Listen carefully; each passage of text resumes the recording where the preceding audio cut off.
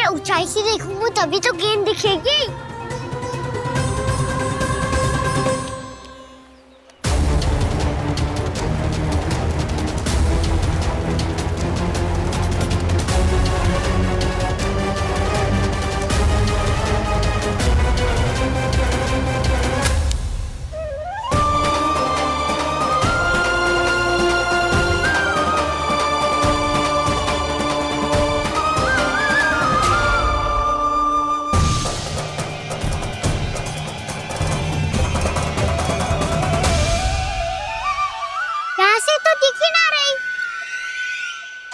वहीं से फेंकी थी ना? ना वहां से फेंकी थी। कहाँ से? नहीं ना वहां से। समझ में आ रहा? ठीक ठीक बताना कहाँ से फेंकी थी?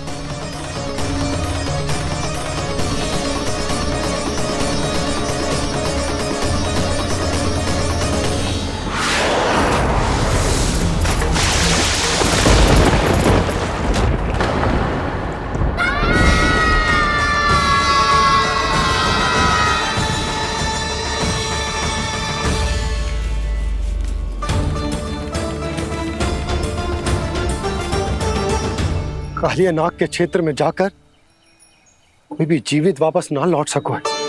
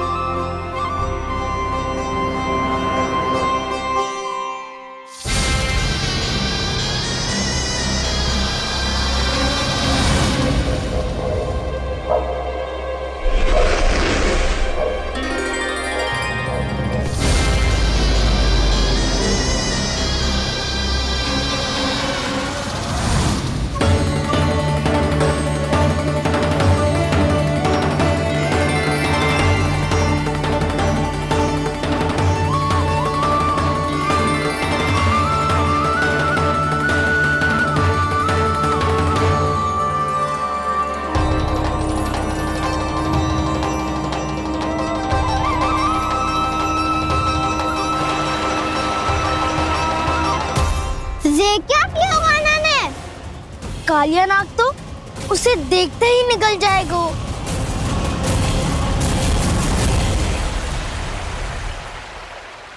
तो आरंभ से अब तक सब कुछ उसकी लीला का ही भाग था।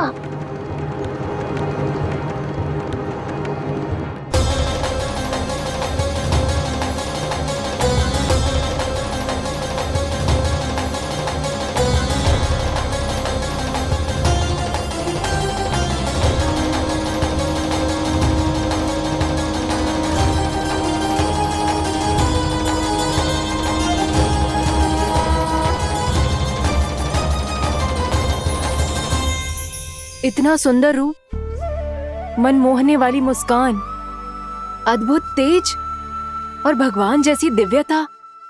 कौन हो तुम? हाँ, तुम्हें देखकर तो हम सब सम्मोहित ही हो गए।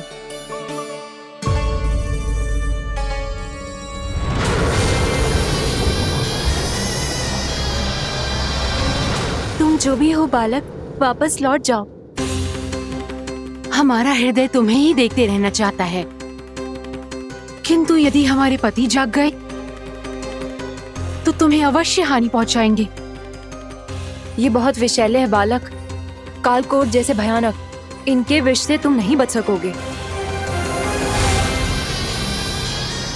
नंदराज,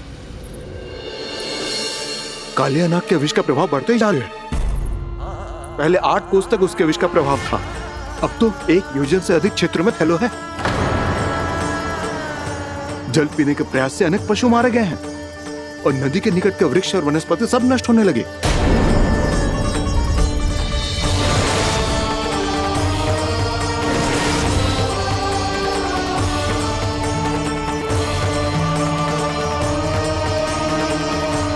इनके विष की तीव्रता इतनी अधिक है बालक कि इनके संपर्क में आने वाले को तड़पने का भी अवसर नहीं मिलता।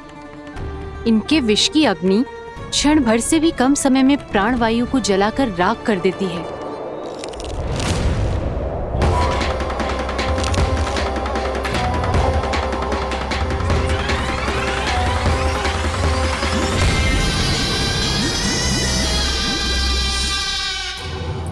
तब तो समस्या और भी गंभीर हो जाएगी। मैंने तो सुनो है कि कालियानाग कम से कम 2 योजन लंबा है, सैकड़ों फन है उसके।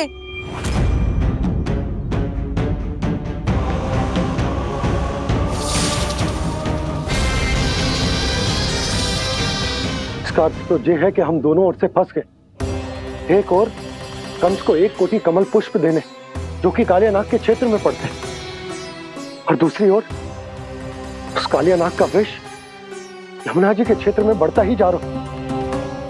इसके कारण हम ही नहीं, निर्दोष पशु पक्षी भी संकट में। इन दोनों समस्याओं का एक ही समाधान है, उस कालियानाग का सामना करना।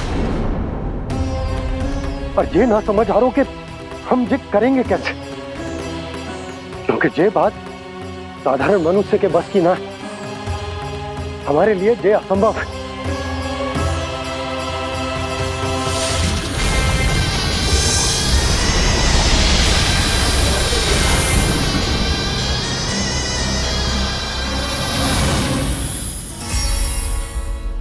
अब तो तुमने अपनी आंखों से भी देख लिया बालक, ये कितने विषैले हैं। नींद में भी विष उगलते हैं। इससे पहले कि तुम्हें कुछ हो जाए, चले जाओ यहाँ से, मान लो हमारी बात। आप सब मुझे जानती भी नहीं और फिर भी मेरी इतनी चिंता कर रही हैं आप। माँ की ममता भेदभाव नहीं जानती। तुम भी किसी के पुत्र हो और हम सब भी माँ हैं। एक माँ को हर बालक में अपनी ही संतान दिखाई देती है, इसलिए हम तुमसे विनती करते हैं, वापस चले जाओ, बचा लो अपने प्राण। मेरी चिंता मत कीजिए, मुझे कुछ नहीं होगा। होगा, अनर्थ होगा यदि ये उठ गए तो।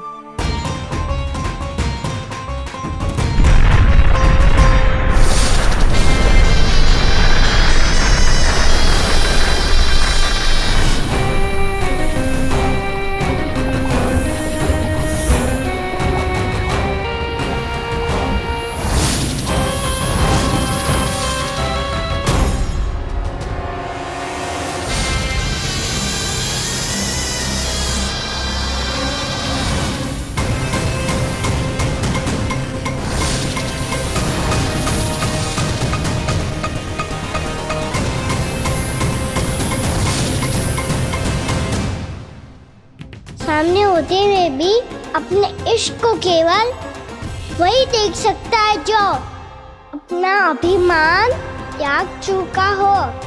पर पूर्व जन्म में मेरा भक्त होने के नाते मेरा सत्य स्वरूप देख पाने में मुझे इसकी सहायता करनी चाहिए।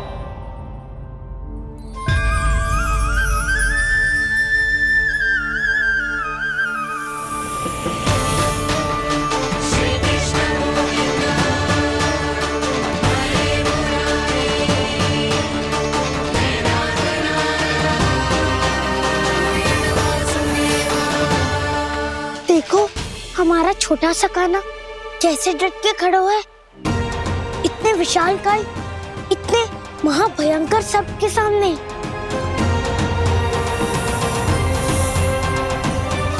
ये कोई भगवान नहीं है जो इसके सामने हाथ जोड़ रही हो तुम सब।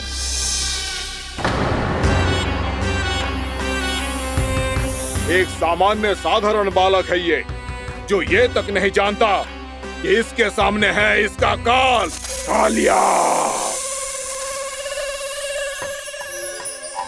तू कौन है बालक? मेरे इतने निकट आकर भी तू जीवित कैसे है? मेरी नहीं, अपनी चिंता करो कालिया। बहुत मनमानी कर ली तुमने। अब बस मैं तुम्हें रोकना हूँ। अब बस मैं तुम्हें रोकना हूँ। मैं तुम्हें रोकना हूँ। बित्ते भर का है तू, मेरे विष के बारे में जानता ही क्या है? और कहता है मुझे रोकने आया है। किससे? किससे रोकना चाहता है तू मुझे? मुझे क्रोध दिलाने की भूल मत कर बालक। अपनी फुंकार से ही तेरी इस मुस्कुराहट को अंतिम मुस्कुराहट बना सकता हूं मैं। शीघ्र बता, कौन है तू और किसने भेजा है तुझे? तुम्हें आवाज भी है कि अपनी पुकारों से तुम कितना विष भूल चुके हो। पवित्र यमुना नदी को कितना दूषित कर दिया तुमने। और यही नहीं, तुम्हारे कारण निकट के जीव जंतुओं, वृक्ष, वनस्पतियों सबको हानि पहुंच रही है। तो क्या? मुझे उससे क्या? मुझे है आपत्ति है मुझे तुम्हारी इस व्यवहार से, और इसीलिए तुम्हें यहाँ से जाना होगा।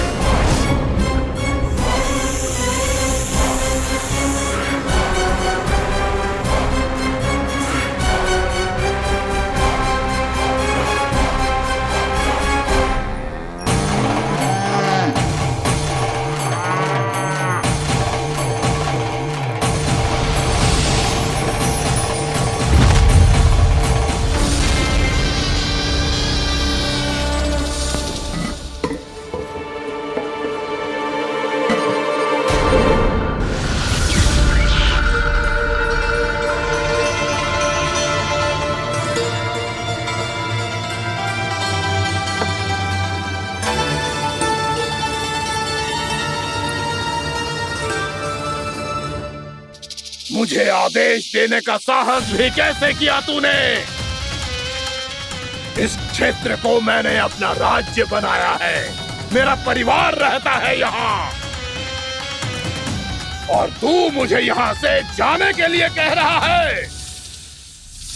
हाँ, क्योंकि तुम्हारे यहाँ रहने के कारण अन्य जीवों को हानि हो रही है, और मैं ऐसा नहीं होने दे सकता। मैं तो बस वही कर रहा हूँ जो एक सर्प का स्वभाव है। विष फैलाना स्वाभाविक है मेरे लिए। इसलिए मुझे चुनौती मत दे बालक।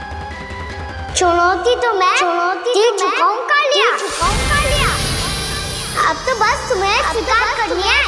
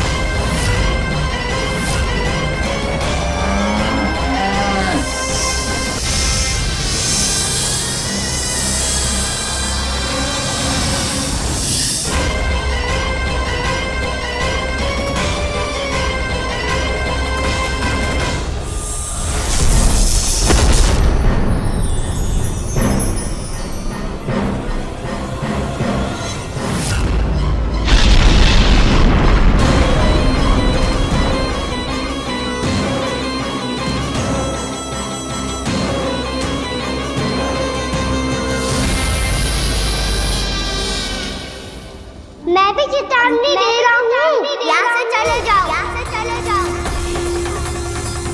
अपनी भूल को पहचानो कालिया। तुम जो कर रहे हो अनुचित है।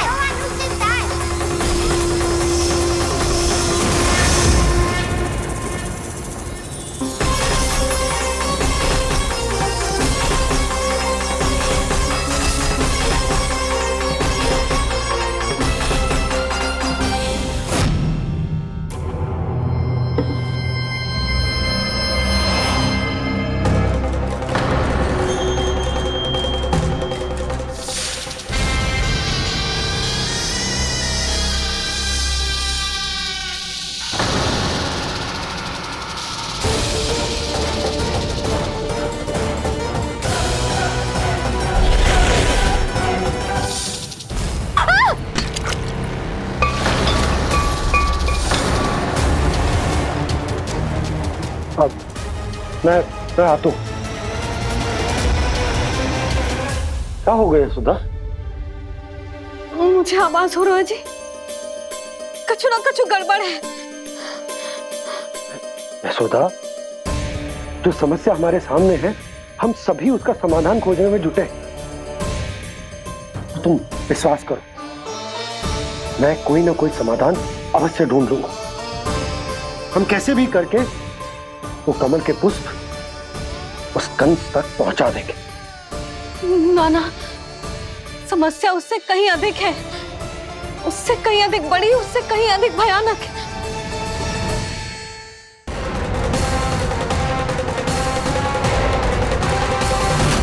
विस्की ये बूंद से ही सबके प्राण चले जाते हैं। इसने तो विस्की धारियां फेंकी है खाना पे। कान्हा कैसे बच्चे को अधिक विष से? इसका विष तो क्या, ये सर स्वयं भी छू तक नहीं पाएगा हमारे कान्हा को।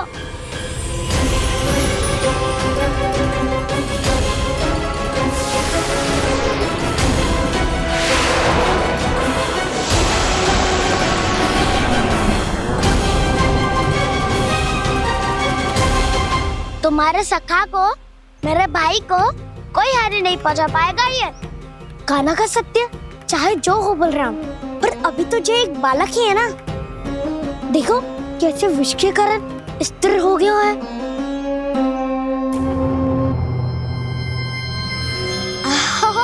हाउ सर्फ ने कितनी आसानी से अपनी पूंछ से बांध लिया है। मुझे यहाँ से भगाना चाहता था ना तू?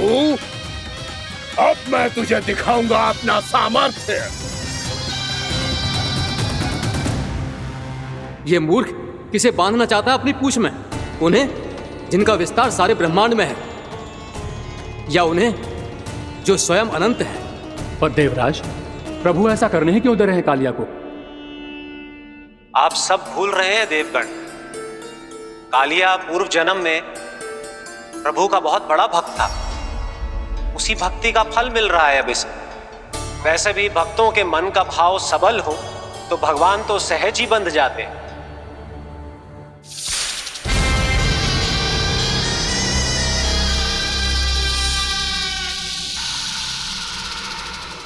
बलराम, तुमने ही तो कही थी कान्हा को कछु ना होगो। देखो उस दुष्ट ने चारों ओर से जकड़ लियो है।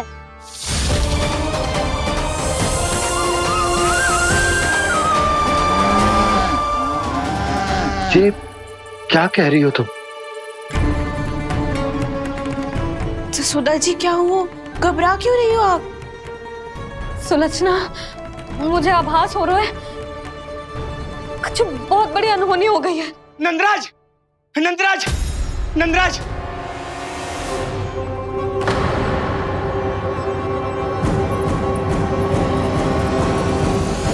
नंदराज, कान्हा ने जमदग्नि नदी में छलांग लगा दी है। कान्हा ने जमदग्नि नदी में छलांग लगा दी है। कान्हा ने जमदग्नि नदी में छलांग लगा दी है। कान्हा जमुना में कूद गया है। मुझे लगा था आज कछु गड़बड़ होने वाली है। मुझे आज कान्हा को ना जाने देना चाहिए था।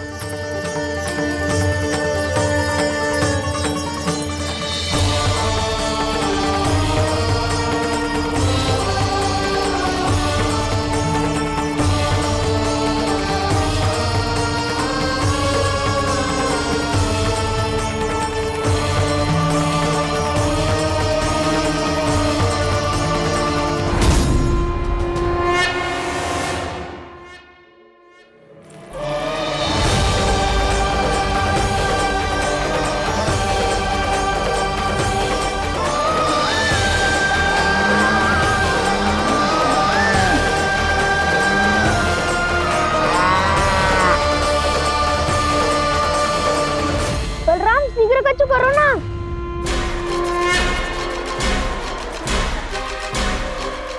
कछु भी करो पर कान्हा को बचाओ। नाग बहुत भयंकर है। कान्हा अकेले ना संभाल पाएगा इसे।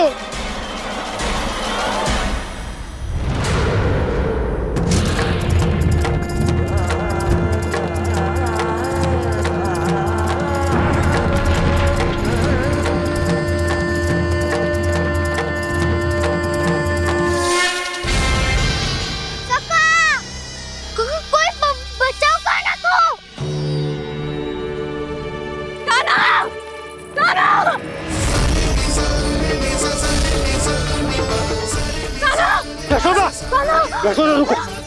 छोड़ दो मुझे, छोड़ दो मुझे। जीजी संभालो, बावली हो गई क्या? जीजी संभालो।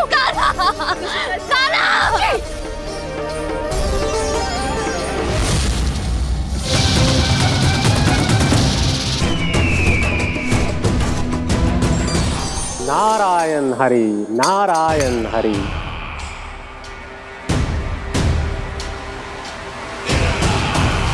प्रणाम देवर्षि। किस योजना में कितना लाभ है और कितनी हानि, यह आंकलन करते करते थक गए होंगे मथुरा नरेश। देवर्षि, आज मेरा ध्यान कैसे आ गया आपको? आप तो सदैव ही मेरे ध्यान में रहते हैं महाराज कंस। सत्य तो यह है कि मथुरा में जो भी हो रहा है मुझसे छिपा हुआ नहीं है। मैं जानता हूं कि आप किसी भी असुर को वृंदावन क्यों ना भेजें, और वो असुर कितना भी शक्तिशाली क्यों ना हो, कृष्ण का सामना नहीं कर पाता। या तो पराजय स्वीकार करके आपके पास लौट आता है, या तो फिर वीर गति को प्राप्त हो जाता है।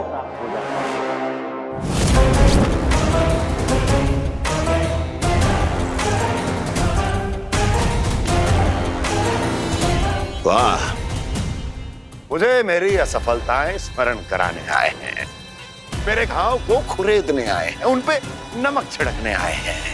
मित्र को शत्रु समझने की भूल मत कीजिए महाराज कंस। मैं तो आपकी सहायता करने आया हूं। हाँ, और मेरी सहायता। कृष्ण विष्णु अवतार है, आप विष्णु के भक्त हैं। मैं हूं विष्णु द्रोही, फिर भी तो आपके आराध्य को हानि पहुंचाना चाहता है, उसकी सहायता करना चाहते हैं आप। क्या आप निश्चित रूप से कह सकते हैं कि आप ब्रह्मांड के सभी नियमों को अच्छी तरह समझते हैं? अवश्य। आपके लिए बस इतना ही जानना पर्याप्त होगा कि मैं जो कुछ भी कर रहा हूं उसके लिए मेरे व्यक्तिगत कारण हैं।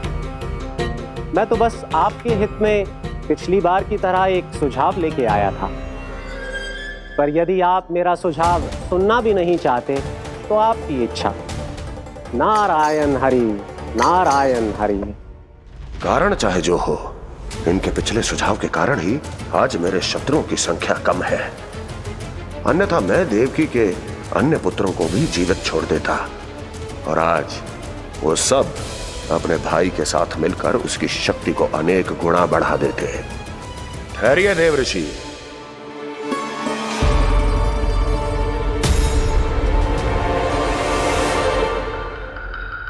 बताइए क्या सुझाव है आपके पास? मेरे सुझाव का नाम है कालिया नाग।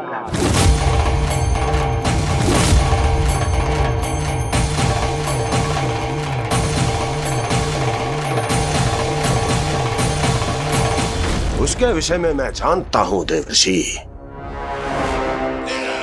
तो समस्या ये है कि मैं स्वयं उससे मिलने नहीं जा सकता, उससे भेंट नहीं कर सकता। उस कृष्ण की हत्या के लिए उसको वृंदावन जाने के लिए तैयार नहीं कर सकता। तो मत जाइए उसके सामने, और ना उसे भेजिए कृष्ण के सामने। हर बार आप किसी ना किसी असुर को अपने शत्रु के क्षेत्र में भेजते हैं, जहां शत्रु उसका सामना करने के लिए पूरी तरह से तैयार होता है, और आपका असुर मारा जाता है। इस बार शत्रु को युद्ध स्थल चुनने का अवसर मत दीजिए महाराज। इस बार योजना का जाल ऐसे बुनिए कि कृष्ण स्वयं उसके पास जाने के लिए विवश हो जाए। कालिया नाग स्वयं काल है, मृत्यु का दूसरा नाम है। उसके विष का उपयोग अपने लाभ के लिए कीजिए महाराज। वैसे कालिया के विष की अधिकता का अनुमान तो होगा ही आपको।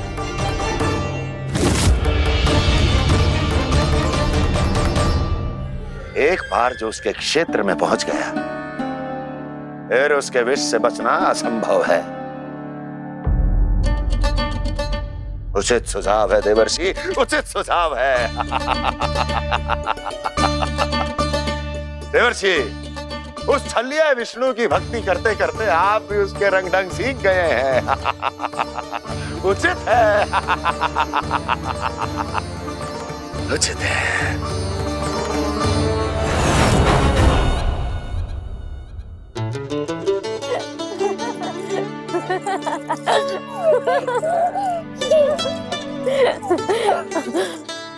बस बस, बहुत आनंद ले लियो लल्ला।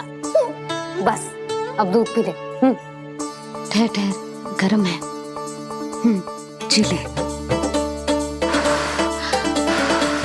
ले भी।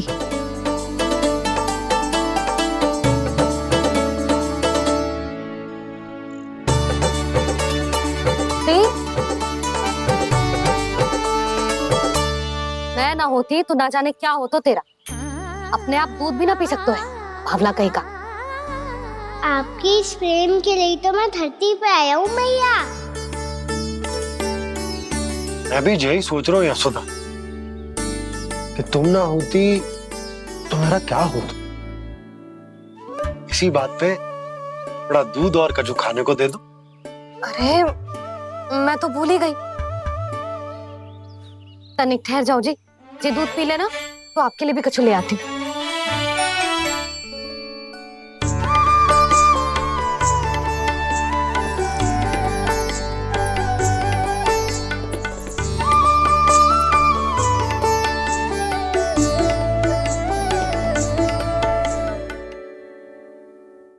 प्रणाम महाराज। आपकी आज्ञा के अनुसार बिल्कुल वैसा ही पत्र तैयार किया है जैसा आप चाहते थे।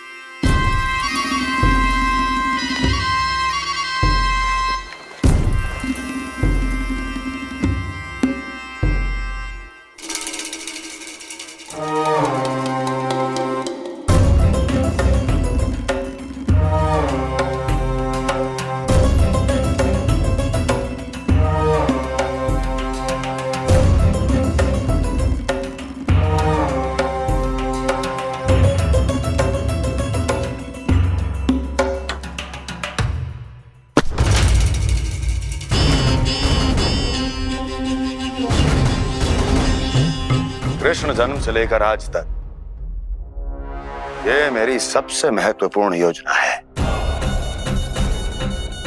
इसका सफल होना निश्चित है दूत, किंतु केवल वही करना जैसा मैंने कहा है। जाओ।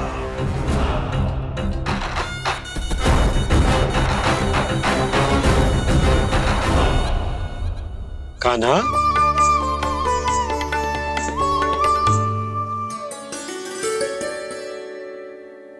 क्या होगा? बाबा मैं चाहता हूँ कि मैया की स्वमता क्रिस्टल फ्रेम की वर्षा मुझ पे सरते ऐसे होते रहे। वो तो होती रहेगी लल्ला। अपने लल्ला के लिए किसी मैया का प्रेम कभी कम हो सकता है भला? नंदराज, वो मथुरा से एक दूत आयो है महाराज कंस का राजपत्र लेके।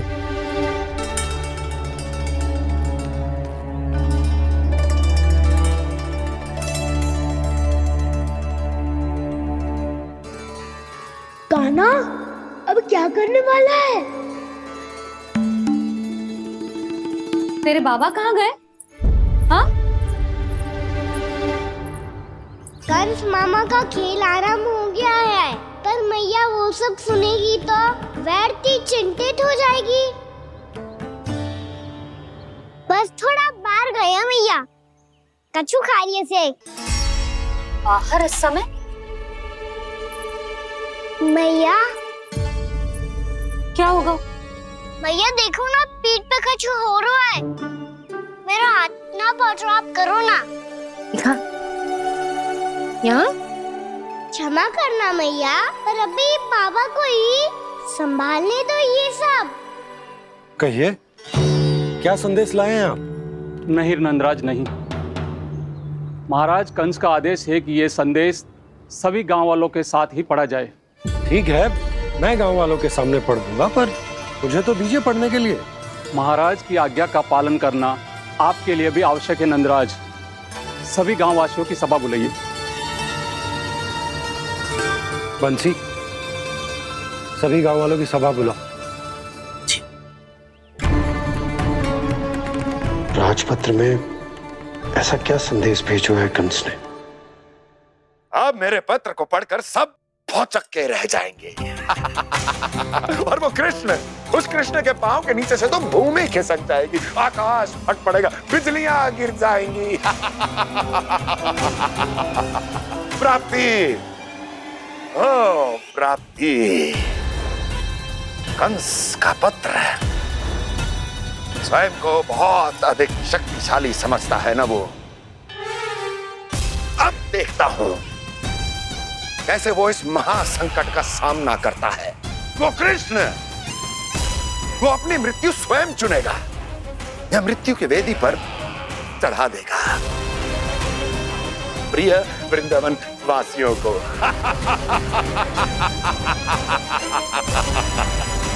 अब आएगा आनंद प्राप्ति, अब आएगा आनंद। सबको इकट्ठा करवा के ही पढ़वाएगो। अवश्य ही कोई विशेष संदेश दिया होगा कंस ने। मैं भी यही सोच रही हूँ सुलक्षणा जी, कछु ना कछु तो विशेष है, पर जे हो क्या सकता है?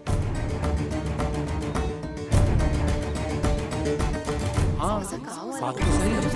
ऐसा कहाँ हो सकता है? सभी गांव वासियों के सामने कहा जाए, कछु तो विशेष अवश्य लग रहा है। बाहर तक कोलाहल क्यों हो रहा है?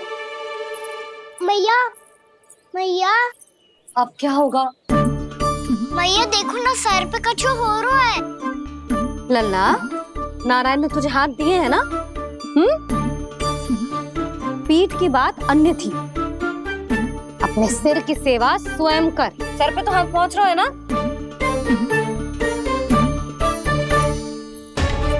मैया सुनो ना, मैया देखो ना, तीव्र कर, कछु हो रहा है। मैया देखो ना, तीव्र कछु हो रहा है।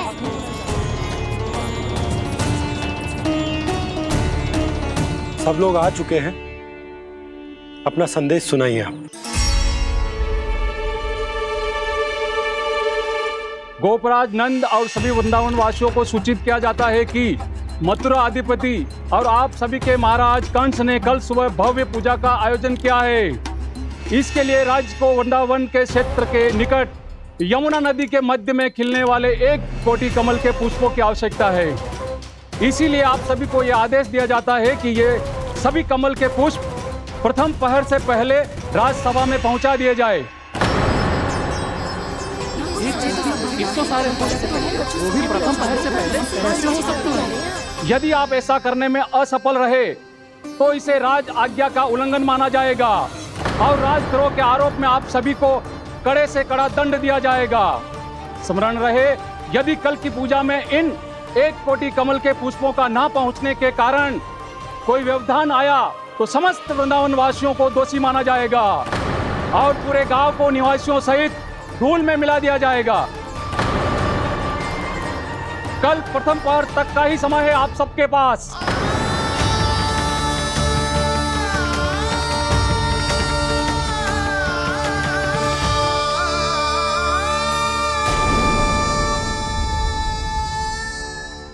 एक कोटि कमल पुष्प, वो भी कल प्रथम प्रहर में? ऐसे कैसे संभव है? और कोई साधारण पुष्प ना, यमुना नदी के मध्य खिलने वाले विशेष कमल के फूल चाहिए उन्हें।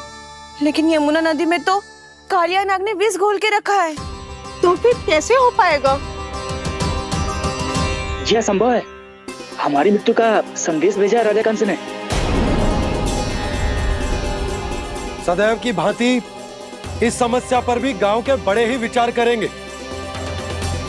बालकों का यहाँ होना उचित ना है।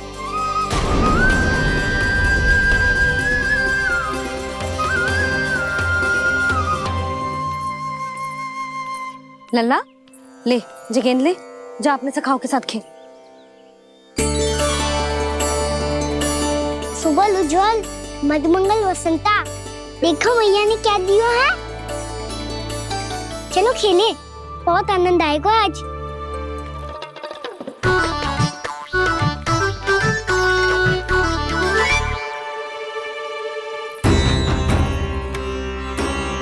भानु, बंसी, जाओ और शीघ्र ही वो घेरे का कार्य समाप्त करो।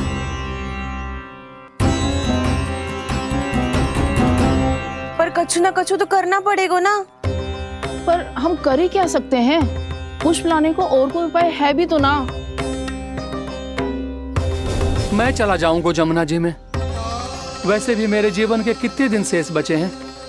गांव के लिए, समाज के लिए कुछ करके मरूं, तभी तो शांति मिलेगी। ना काका, यदि आप उस विषैले जल में छलांग लगा भी दोगे, किंतु 1 कोटि कमल पुष्प एकत्रित कर पाना आपके लिए संभव ना है। इससे अच्छा है कि मैं चला जाऊं। यदि मैं मर भी गया तो मेरे पीछे रोने वाला कोई ना है। किसी को कहीं जाने की आवश्यकता ना है। गोप नरेश होने के नाते ये मेरा कर्तव्य है कि मैं आप सबकी रक्षा करूं। नंदराज, आपको जाना है तो जाओ। हरिया, काका, भैया सब चले जाओ। लेकिन आपको पता है वहाँ का जल कितना विषैला है। आप लोग एक क्षण भी जीवित नहीं रह पाओगे। फिर कैसे इकट्ठा करेंगे 1 कोटि कमल पुष्प? आप बात तो सही कह रही हैं शांति। उस दुष्ट कंस ने ऐसी मांग रख के हम सबको फंसा दिया।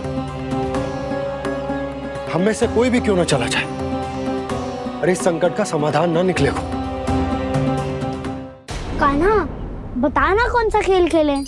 गेंद पकड़ खेलते हैं। पर एक बात सुन लो सब, कोई भी तीव्र गति से ना फेंको गेंद को। भैया ने फ्रेम बनाई है मेरे लिए। सब तैयार हो?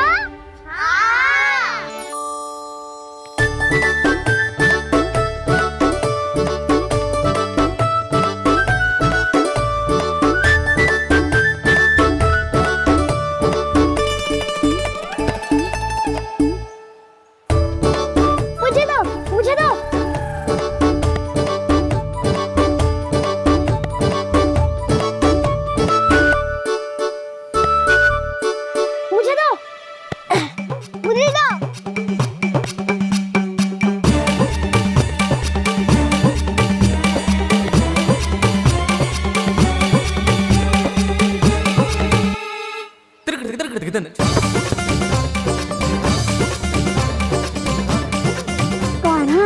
इतनी धीरे से फेंकेगो तो कैसे आनंद आएगो?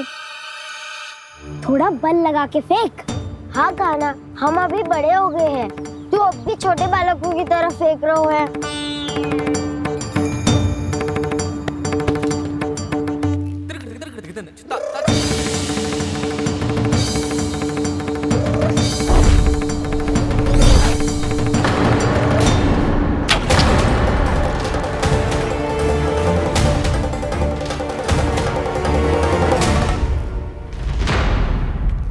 दीदी जी क्या करो कान्हा?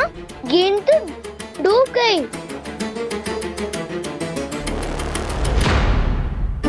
अच्छा, तो ये सब इसकी योजना का भाग था ताकि ये कालिया का सामना कर पाए। तुम सबने तो कही थी तीव्र गति से फेंको। देखो सिखवा दी ना मेरी गेम मुझसे नदी में। अब मुझे जाके लानी पड़ेगी। रुक जा कान्हा, रुक जा कान्हा। जी क्या बोल रहे थे कान्हा? इसमें तो बहुत संकट है। कोई भी संकट मेरी मैया का उपहार खोने से बड़ा ना है। बहुत प्रेम से बना के उन्होंने दी थी। हे नारायण, कोई उपाय समझ में ना आ रहा है। भैया, हम कैसे करेंगे हम अपने गांव की रक्षा? कीड़े पड़ेंगे उस दुष्ट को। यदि उसके कारण किसी के प्राण चले गए तो कौन सा फल मिलेगा उसे इस पूजा का? तुम सही कह रही हो यशोदा। हमारे पास कोई और दूसरा विकल्प भी तो ना है। यदि हमने मथुरा की राज आज्ञा का पालन ना किया तो इसका दुष्परिणाम पूरे गांव को भुगतना पड़ेगा।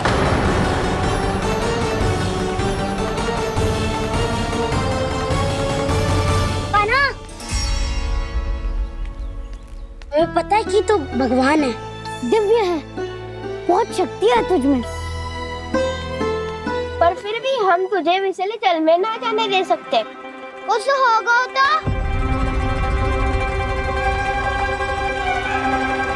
तुम सब इतनी हट कर रहे हो तो ठीक है, ना जाऊंगा।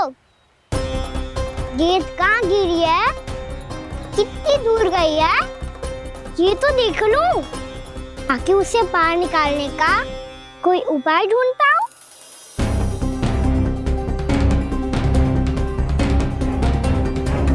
हाँ।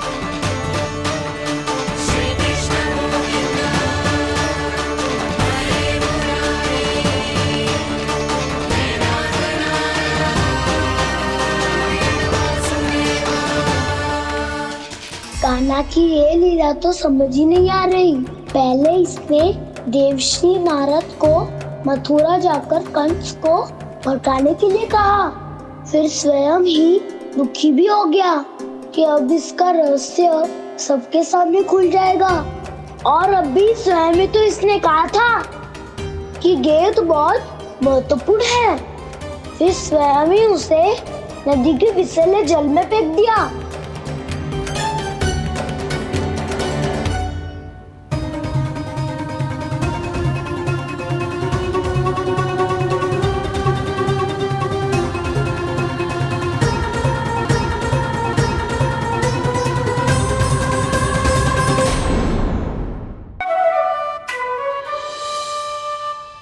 जब से कान्हा का जन्म हुआ है ना, मैं तब से देख रही हूँ, तब से हम पे कोई भी संकट आती है ना, तो अचानक से कोई अपरिचित हमारी सहायता करने आ जाता है। और जाते समय कान्हा की आज्ञा लेके जाते है, और कभी कभी तो इसे प्रभु बोल के जाते है। बाबा संभालो। यशोदा, इस जानकी को चढ़ो है और विचित्र विचार तुम्हारे मन में है। अरे सब जानते हैं कि हमारा परिवार राजसी, तुम्हें पता ना चलते होगा, पर हमारे कान्हा को सब राजकुमार ही समझते हैं देखकर। इसीलिए उसे सम्मान देने के लिए सब ऐसा ही करते हैं, और कोई बात ना है।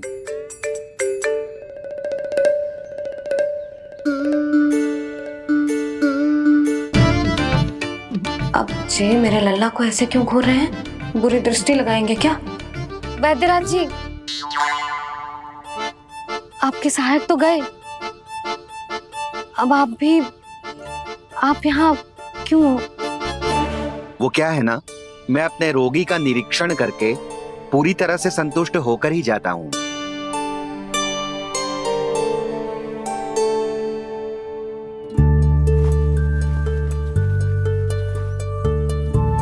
हाँ, संकेत तो अच्छे हैं, कल सुबह तक बिल्कुल ठीक हो जाएगी। धन्यवाद वैद्य जी।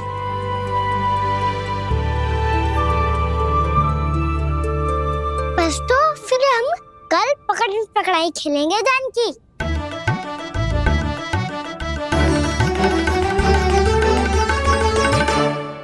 भानु, बंसी, जाकर उस क्षेत्र के चारों ओर बाड़ बनवा दो और वहां सूचना पट्ट भी लगा देना, ताकि जानकी के साथ जो हुआ है वो किसी और के साथ ना हो।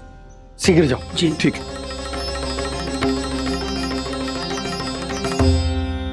बाड़ और सूचना पट लगवाने से समस्या का समाधान नहीं होगा बाबा। निर्दोष पशु सूचना पट देखकर भी कुछ समझ नहीं पाएंगे।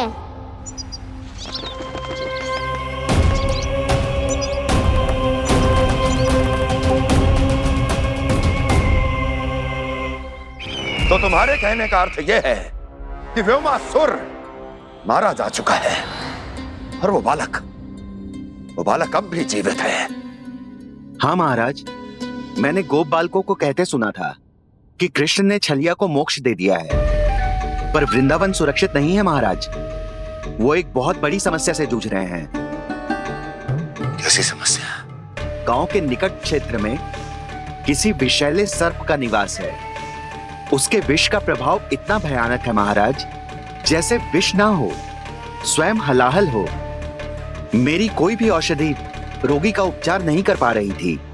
निकट के क्षेत्र में कहां है वो सर्प? गोप मानते हैं कि वो सर्प गांव के निकट यमुना नदी के जल में रहता है। मुझे तो लगता है महाराज, ये कालिया नाग की कथा कोई किंवदंती या लोक श्रुति नहीं, एक सच्चाई है, एक विषैली सच्चाई।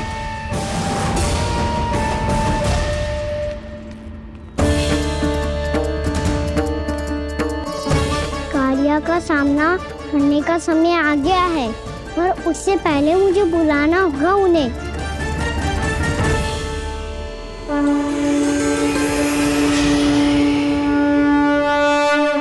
संसार के दारुण भय का नाश करने वाले, सभी कष्टों का हरण करने वाले, विश्व का समस्त ऐश्वर्य प्रदान करने वाले, कमल जैसे लोचन, मुख और चरणों वाले आजानुभुज श्री राम को मैं बार बार नमस्कार करता हूँ।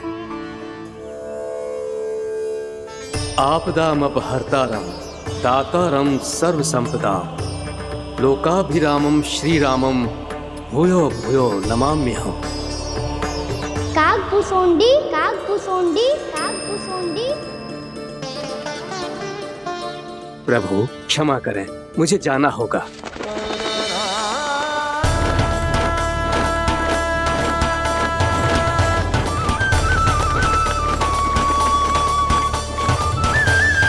प्रणाम प्रभु। अनेक बार मैं आपके दर्शनों के लिए आया प्रभु। कभी नंद भवन के झरोखों से आपके दर्शन करके चला जाता था, तो कभी दूर किसी वृक्ष की आड़ से आपको निहार लिया करता था। आज आपने स्वयं मुझे बुलाकर धन्य कर दिया प्रभु।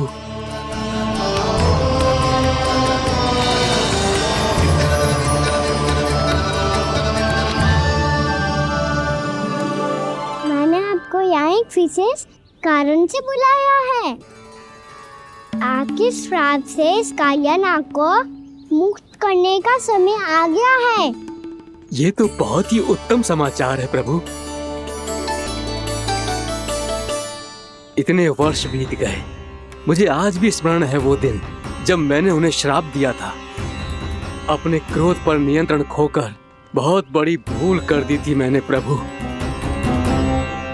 बीती हुई घटनाओं पर दुखी होके कोई लाभ नहीं है। हमें भविष्य की ओर देखना होगा।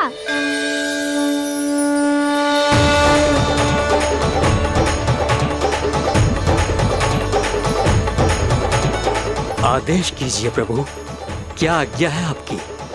जब मैं कालिया नाग का सामना करने जाऊं, तो आप यहीं रहेगा। आपको अपने आप पता चल जाएगा कि कब क्या करना है। और हाँ, लौटते जाते समय नारद मुनि से कहिएगा, वो आकर मुझसे भेंट करे। अवश्य प्रभु, प्रणाम। क्या इसने सच्ची में देवर्षि नारद को बुलाया है? नारायण नारायण। आपको संदेश भेजने की आवश्यकता नहीं थी। आप स्मरण करते और मैं चला आता। तुम्हारा कल्याण हो नारद।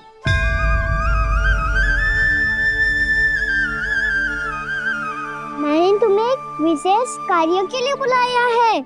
आज्ञा दीजिए प्रभु। तुम्हें एक बार फिर कंस से भेंट करनी होगी। विचार कीजिए महाराज। क्या आप बिना किसी शंका के कह सकते हैं कि कौन सी पंखुड़ी पहली है और कौन सी आठवीं? उस दुष्ट से भेंट करना स्वयं कीचड़ में उतरने के समान है प्रभु।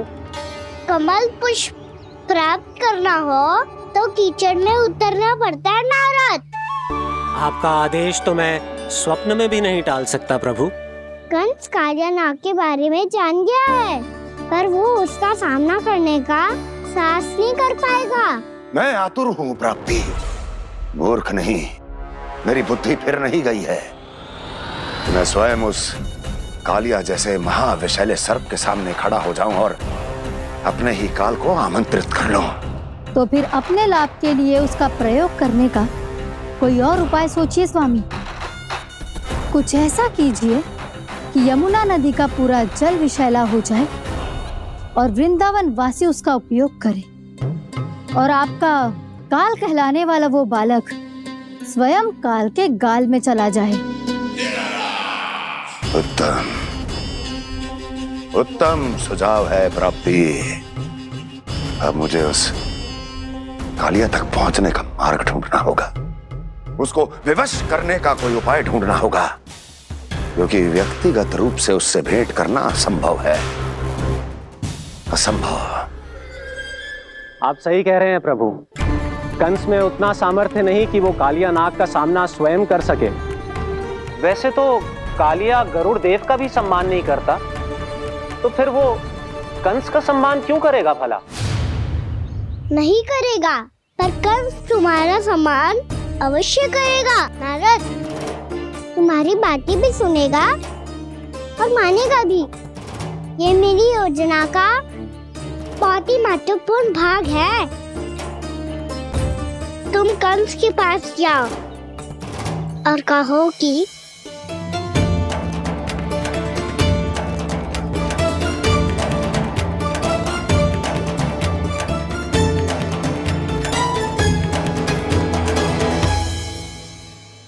संतान अपने माता पिता को तीर्थ का सौभाग्य दिलाती, पर मेरा लल्ला कितना महान कि उसने हमारे घर को ही तीर्थ बना दिया। ऐसा तीर्थ जहां मेरी आंखों के सामने भक्त और भगवान का मिलन हो रहा है। जो आज्ञा प्रभु।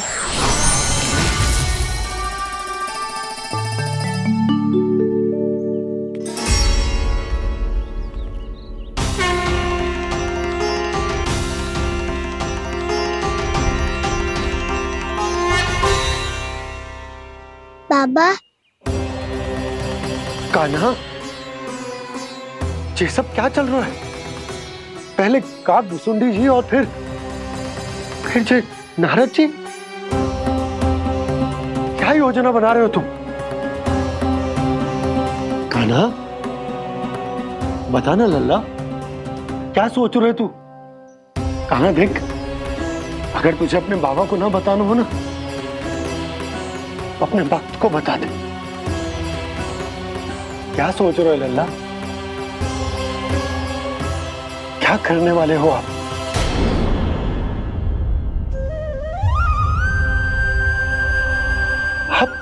आप इतने दुखी क्यों हो? कान्हा, कान्हा क्या होगा? क्योंकि मुझे आभास हो गया है बाबा, समय आने वाला है। कौन सा समय आने वाला है लल्ला?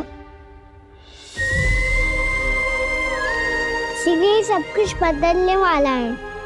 भैया को मेरा सत्य पता चल जाएगा बाबा।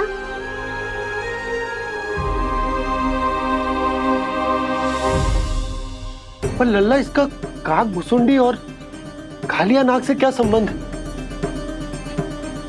ऐसा क्या हुआ था और क्या होने वाला है?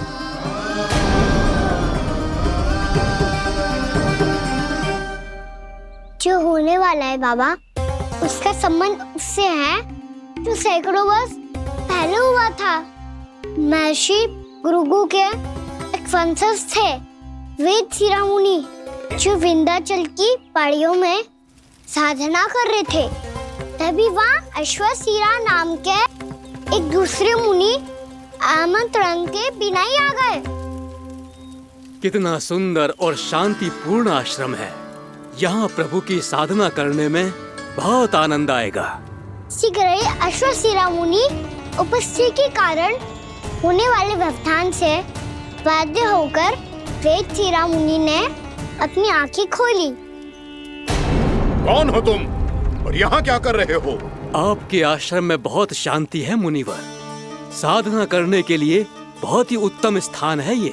मैं चाहता हूँ कि मैं भी यहाँ। आप यहाँ साधना करना चाहते हैं, लेकिन इतना भी नहीं जानते कि किसी के आश्रम में प्रवेश करने से पहले उसकी आज्ञा लेनी चाहिए। आप ये भी नहीं जानते कि यदि कोई यज्ञ कर रहा हो तो बिना अनुमति के वहाँ प्रवेश करने से उसकी यज्ञ साधना भंग हो सकती है। आप क्या साधना करेंगे मुनि? आप तो साधना के योग्य ही नहीं हैं। इतना अपमान! एक मुनि के मुख से इतने कड़वे शब्द शोभा नहीं देते। मैं तुम्हें श्राप देता हूँ, जितनी विषैली तुम्हारी जिह्वा है उतने ही विषैले सर्प बन जाओ तुम। और ऐसा सर्प जो सांस भी ले तो निकट का वातावरण दूषित हो जाए। तुम्हारे इस दुस्साहस के लिए मैं तुम्हें श्राप देता हूँ कि तुम अभी इसी क्षण कौवा बन जाओ, और ऐसा कौवा जो कांव कांव करके अनर्गल प्रलाप करता रहे।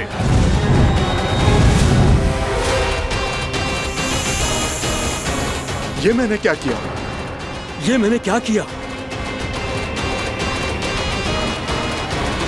क्रोध के कारण दोनों ने एक दूसरे को श्राप दे दिया। पर दोनों ही मेरे भक्त थे और भगवान होकर मैं अपने भक्तों को इतनी कठिनाई में कैसे देख सकता था। इसीलिए जिस संकट में उन दोनों ने अपने आप को फंसा लिया था, उसका समाधान करने में मैं उनके पास गया।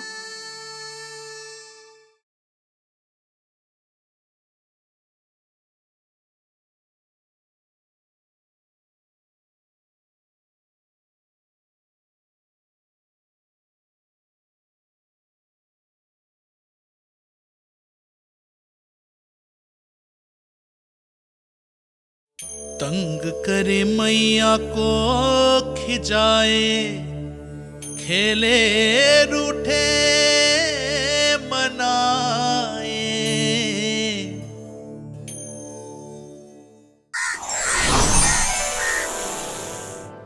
देखिए ना प्रभु, ये क्या हो गया हमसे?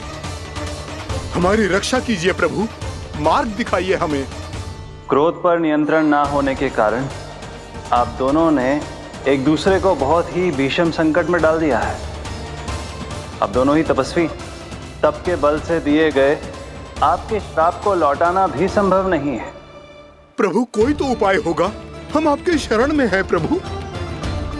अपराध तो हमसे हुआ है प्रभु, पर अब आपसे ही आशा है।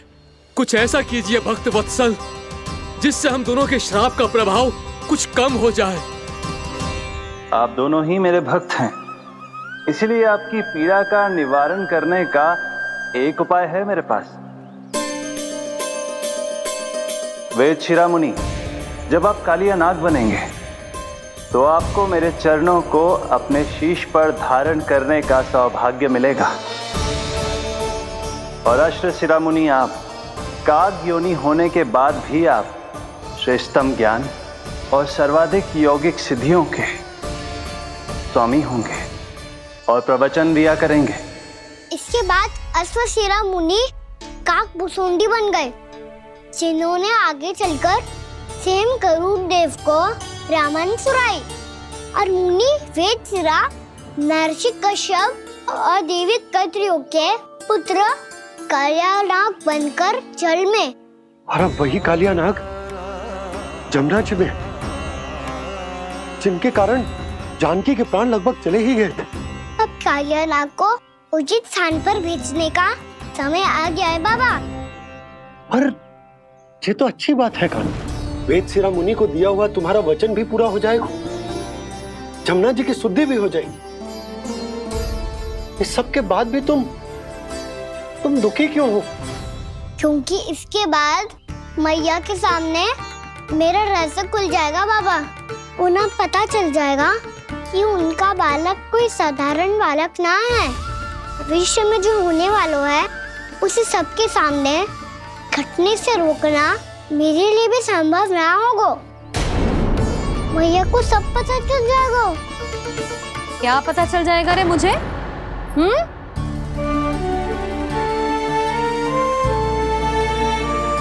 यही कि सबसे अधिक प्रेम मैं आपसे ही करता हूँ। अब बस भी कर, चलो भोजन के लिए बुलाने आई थी तुम दोनों को।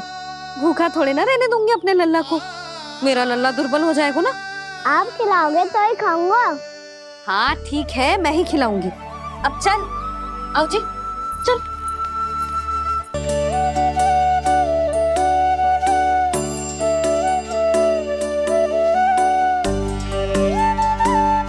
मैया खेलो ना मेरे साथ। मैया सुनो ना, मेरी बात ना मानोगी? अभी बहुत कार्य पड़े लल्ला, देख जानकी को औषधि भी देने जानो है ना। औषधि मैं दे दूंगा, फिर तो खेलोगी ना आप मेरे साथ। पिछले कुछ दिनों से अपनी मैया का अधिक से अधिक प्रेम पाने का प्रयास करो है कान्हा। इसका तो एक ही अर्थ हो सकता कि कछु बहुत बड़ो होने वालों है। कान्हा रुक जा लल्ला। कान्हा क्यों तंग कर रहा है? मैया को पहन लेना। कान्हा, कान्हा, ये क्या करो तूने?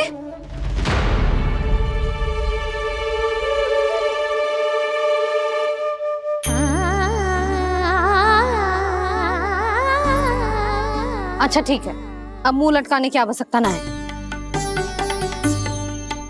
ये ले।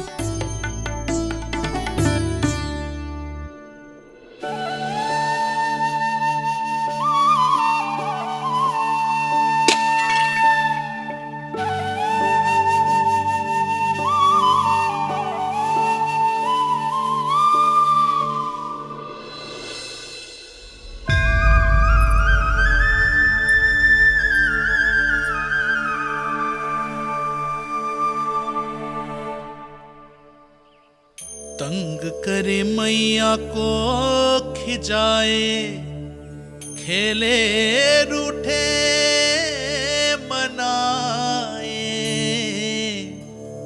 लीला अनोखी करके शरारत, कान्हा दंड भी पाए।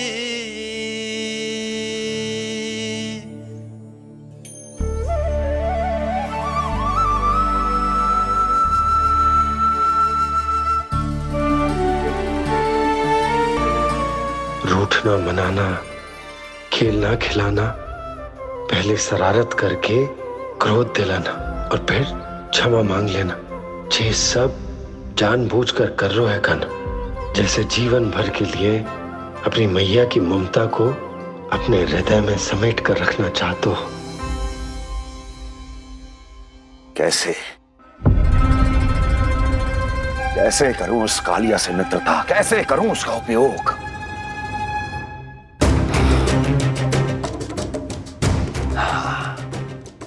उस पर आक्रमण कर देता हूं और उसे किसी ना किसी तरह से यह विश्वास दिला देता हूं कि यह आक्रमण उस विष्णु अवतार ने किया है। फिर वो क्रोध में आकर सारे वृंदावन वासियों को अपने विष से समाप्त कर देगा। उचित है, ये उचित है। नारायण हरि, नारायण हरि।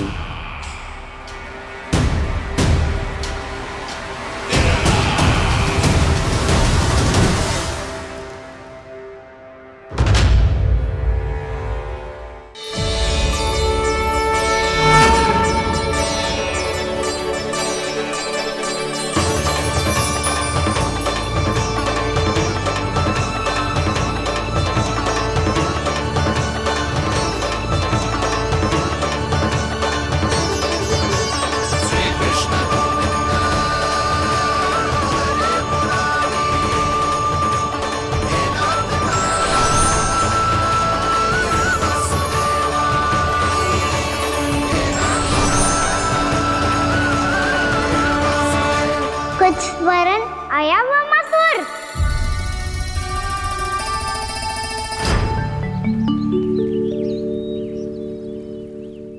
बहुत समय पहले की बात है, बहुत बड़े भूमाकर राज करते थे तुम्हें मान राजा भीमम के नाम से जाना जाता था। सब कुछ था तुम्हारे पास, पर शांति नहीं थी। इसीलिए शांति की खोज में अपना संपूर्ण राज अपने पुत्रों को सौंप कर मलय पर्वत की ओर चल दिए। अनेक वर्षों की तपस्या के बाद तुम्हारे तप की कीर्ति चारों ओर फैलने लगी और फिर सच्चे तपस्वी की धूप में तुम्हारी ख्याति से प्रभावित होकर महर्षि उलट तुमसे भेंट करने आए। राजा भीमरथ, आपने ईश्वर की प्राप्ति के लिए सब कुछ छोड़ दिया, पर अपना अभिमान नहीं छोड़ पाए। इसीलिए मेरे आगमन पर सम्मान के साथ खड़ा होना तो दूर, मेरा अभिवादन भी नहीं किया। अभिमान तपस्वी का गुण नहीं होता है राजन, अभिमान राक्षसी गुण है। इसलिए मैं आपको श्राप देता हूं कि आप अगले जन्म में एक राक्षस के रूप में जन्म लेंगे, एक राक्षस के रूप में जन्म लेंगे। मुझे क्षमा कर दीजिए महर्षि, मैंने जानबूझकर आपका अपमान नहीं किया है। मैं तो यहाँ पर शांति की खोज में आया था। अपने भीतर के संसार में गहरे सोच विचार में डूबा हुआ था मैं। मुझे क्षमा कर दीजिए महर्षि, मुझे क्षमा कर दीजिए। अपनी भूल का आभास प्रायश्चित की ओर पहला पग होता है। मैं अपना श्राप तो वापस नहीं ले सकता, परंतु आपको एक वचन अवश्य दे सकता हूं। जब भी प्रभु नारायण का अवतार होगा, आपको उचित समय पे वो वरदान देंगे जिसकी आप लंबे समय से प्रतीक्षा कर रहे हैं।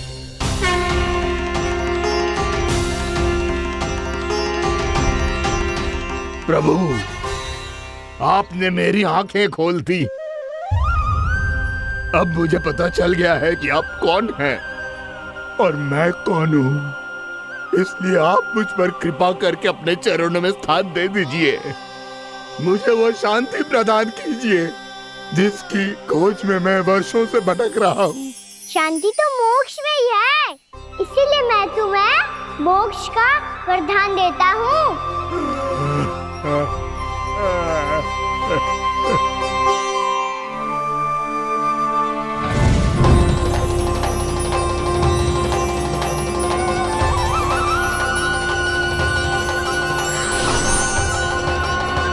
प्रभु की ये लीला सदैव स्मरण रखी जाएगी।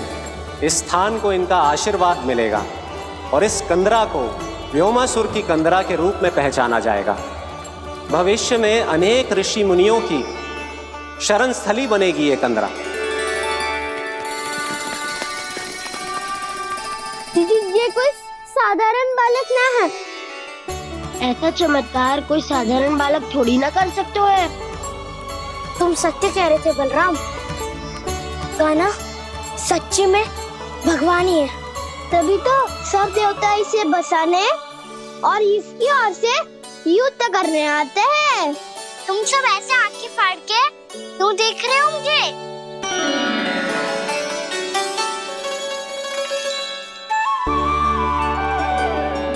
बलराम, तुम बलवान हो और कान्हा भगवान है।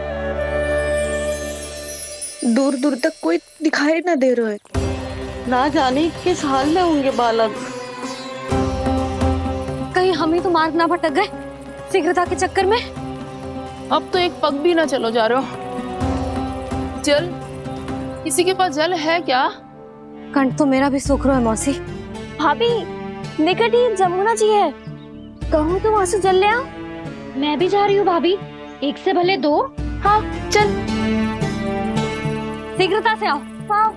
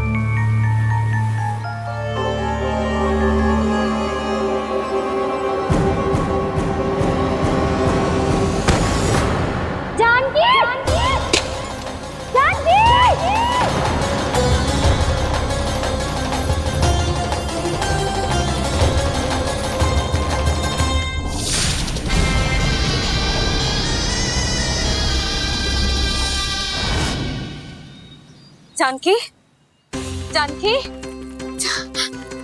क्या होगा इसे? देखो ना जी, अब छलिया की सूचना मिलते ही हम सब बालकों को ढूंढने चली गई और ढूंढते ढूंढते सबको बहुत प्यास लगी आई जी। तो जानकी जमुना जी की नदी से जल लेने गई और उसने जमुना जी का पानी पिया और उसकी जेदशा हो गई। बालक कहाँ है? वो ठीक तो है ना? ऊपर ऊपर से सब ठीक है, पर भीतर से बहुत भयभीत है सब। जानकी तो बिल्कुल नीली पड़ गया है। लग तो है विष फैल गया है इसको पूरे तन में। मथुरा के सर्वश्रेष्ठ विदेह जी को बुलाए गए हैं उसके उपचार के लिए। जैसे ही इसने जल को मुंह से लगाया, ये गिर पड़ी। चटपटाने का अवसर भी ना मिलो। हाँ वैद्य जी, और निकटी मृत पशु भी पड़े हुए थे। हाँ, मैंने भी अस्थियां देखी थी। इसका तो यही अर्थ हो सकता है कि समस्या वहाँ के जल में ही हो वैद्य जी, आप रोगी की नाड़ी पे ध्यान दो ना। जे गोपिया क्या कह रही है उसे सुनने की आवश्यकता ना है। जब तक विष के कारण का पता नहीं चल जाता, हम उपचार कैसे कर सकते हैं रानी जी? जी, वो निकट ही यमुना जी में एक विशेष क्षेत्र है। ये सब उसी के जल की बात कर रही है। तब तो ऐसा भी हो सकता है कि किसी विषैले सर्प के काटने का प्रभाव हो। पर सर्प के काटने का चिन्ह ना है उसके तन पे। सर्प जब काटता है तब उसके दांत के चिन्ह बन जाते हैं। मुझे पता है, बड़े बड़े सर्प को काटते हुए देखो है मैंने। एक दिन अब बस कर उज्जवल, ये बड़ी बड़ी हाँकने का समय ना है। पर यदि सर्प ने ना काटा है, फिर जानकी की ये दशा किसने की? अवश्य किसी राक्षस ने की होगी। नाना, कोई विषैला पशु भी तो हो सकता है। यह अवश्य किसी महाविषैले सर्प के विष से हुआ है। सर्प ने भले ना काटा हो, लेकिन यह अवश्य ही किसी महाविषैले सर्प के विष के कारण हुआ है। कालिया नाग। कालिया नाग?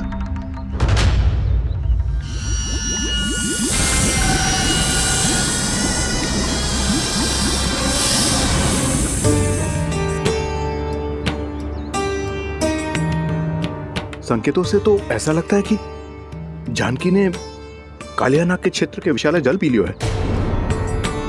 कालिया नाग एक लोक श्रुति है, कल्पना में गढ़ी हुई एक कथा, और कछु न है।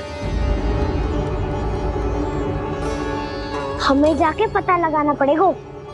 पर हमें वहां जाने से मना किया है ना बड़ों ने। उज्जवल सही कह रहे हो है। इस समय जानकी के स्वास्थ्य से अधिक महत्वपूर्ण और कछु ना है। जानकी हमारे लिए ही जलाने गई थी जी। ना मैं उसे जाने देती ना जैसा वो तो। वैद्य जी, आप शीघ्र कछु करो, कैसे भी कछु भी करो, पर इसके प्राण बचा लो। यशोदा, धैर्य रखो, श्री नारायण पर विश्वास रखो, वो सब ठीक करते हैं।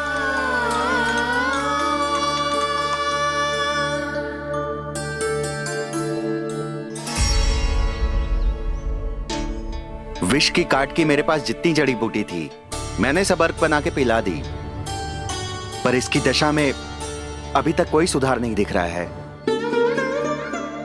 यह अंतिम जड़ी बूटी है। अगर इससे भी चमत्कार नहीं हुआ, तो फिर जो नारायण की इच्छा।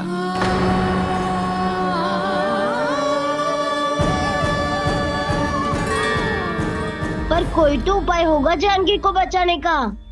कान्हा, यदि तुझे किसी औषधि के बारे में पता है, हमें बता दे, हम जाके ले आएंगे।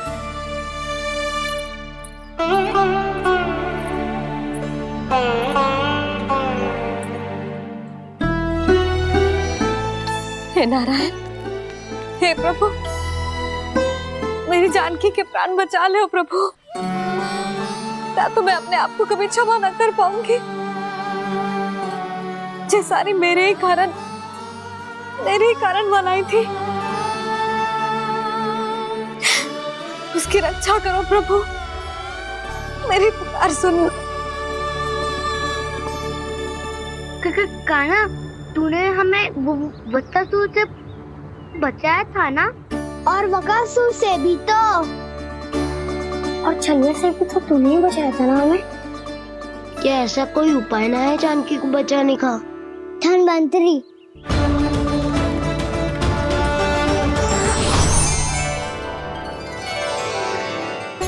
मैं आ गया हूँ प्रभु, चिंता मत कीजिए। आपके आदेश का पालन अवश्य होगा। यशोदा मैया,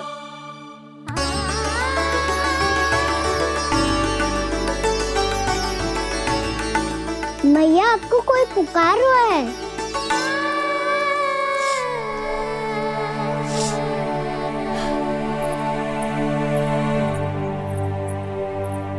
चिंता मत करो मैया, अब धन्वंतरी जी आ गए हैं, वो सब संभाल लेंगे। धन्वंतरी जी कौन है? जिन्होंने संसार का आयुर्वेद दिया, आरोग्य के देवता। वे श्री नारायण के अवतार।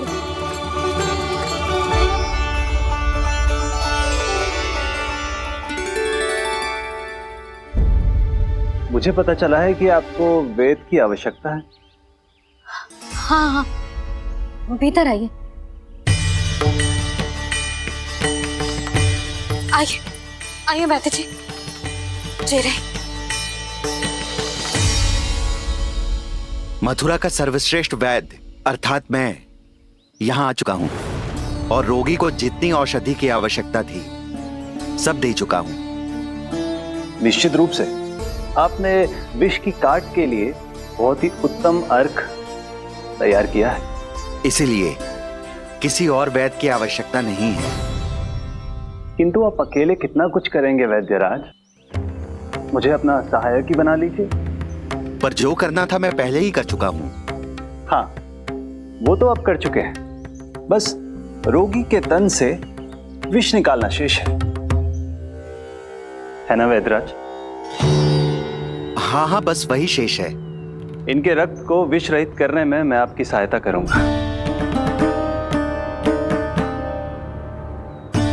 पहले ये संजीवनी मानी जाने वाली इन लाल फूलों की बूटी को भी घिसना है ना?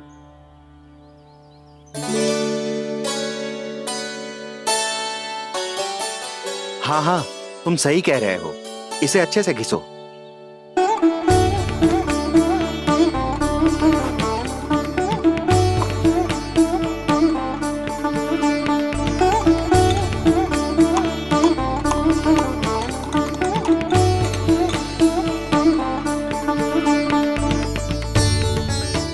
और ये नीले फूलों को भी तो मिलाना है ना? हाँ हाँ, अच्छे सहायक बन सकते हो तुम। ऐसे ही श्रम करते रहो।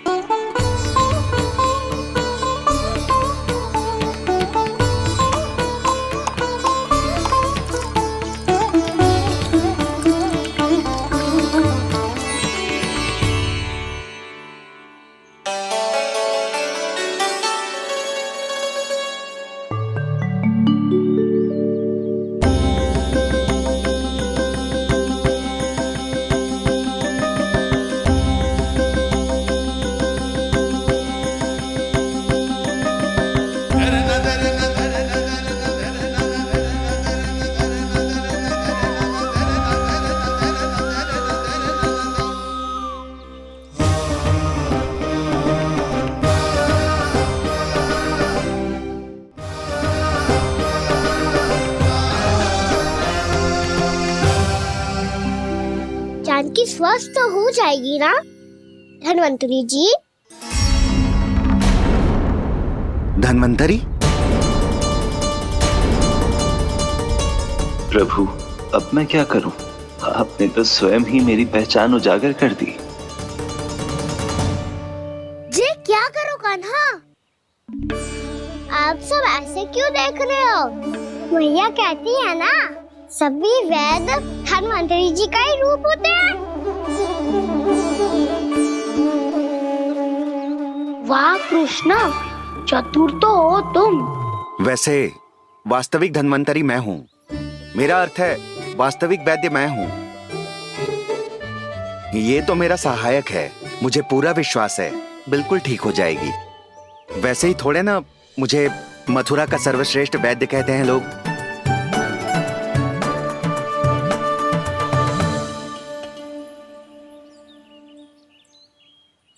जसोदा भाभी, जसोदा जी, जानकी को चेतना आ गई। जानकी,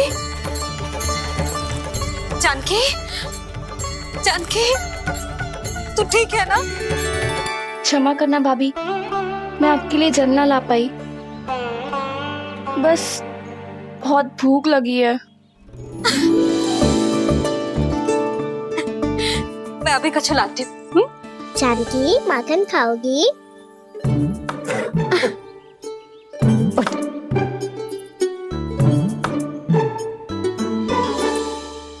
आजा, तू ही खिला दे लल्ला।